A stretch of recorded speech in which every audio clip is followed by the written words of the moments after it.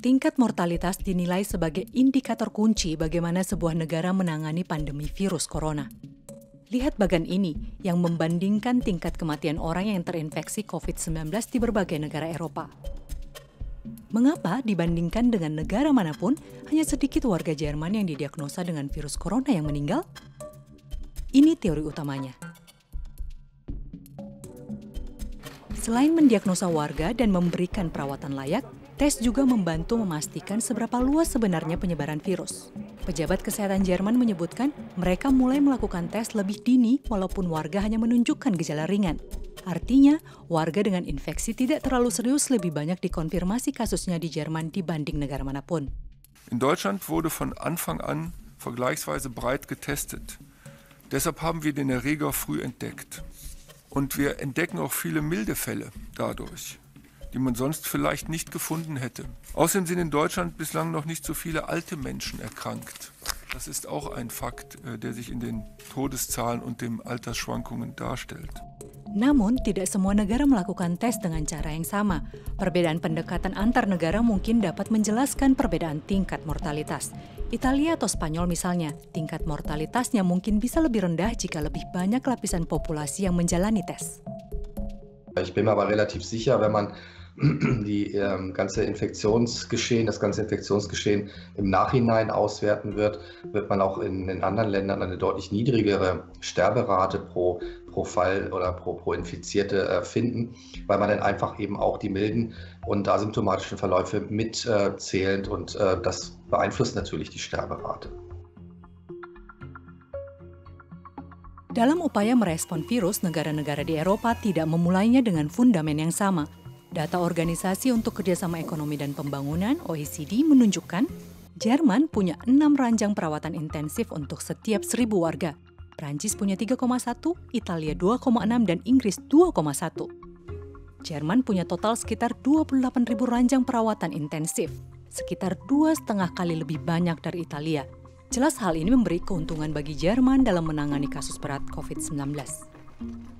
Of course, a huge difference now is if you go to certain regions in Italy or in Spain or in France, there is certainly the healthcare system is not functioning properly, and physicians have to make a decision who's on the ventilation machines or who not. And obviously, this will then steeply increase the number of people who die. Germany so far has not reached its limits. Dalam terminologi wabah, diyakini virus menyebar di Italia lebih dini dibanding di negara Eropa lainnya. Diduga ini erat kaitannya dengan industri tekstil di utara Italia yang punya ikatan ekonomi yang kuat dengan Cina. Italia sudah mulai menyaksikan penularan penyakit secara signifikan 2 pekan sebelum penularan di Jerman. Artinya, virus punya waktu lebih lama untuk menyebar dan memicu penularan infeksi serius lebih banyak di kalangan pasien. Italien hat, gerade Norditalien, eine sehr enge wirtschaftliche Verbindung zu China. Und ich kann mir durchaus vorstellen, dass auch wenn insgesamt die Flugreisen, die Direktflüge nach China sehr schnell unterbrochen worden sind, dass trotzdem ein reger Austausch auch an Personen stattgefunden hat und dass letztendlich dann dort es eben zu diesem Ausbruchsgeschehen kam. Sementara patogen di Jerman telah dideteksi lebih dini dan diduga menular di segmen populasi yang tidak terlalu rentan. Robert Koch Institute melaporkan kisaran umur rata-rata yang terinfeksi di Italia sekitar 63 tahun, sementara rata-rata usia pasien di Jerman sekitar 47 tahun. Para pakar meyakini awal kasus infeksi terjadi pada saat warga Jerman kembali setelah liburan ski di Italia atau Austria.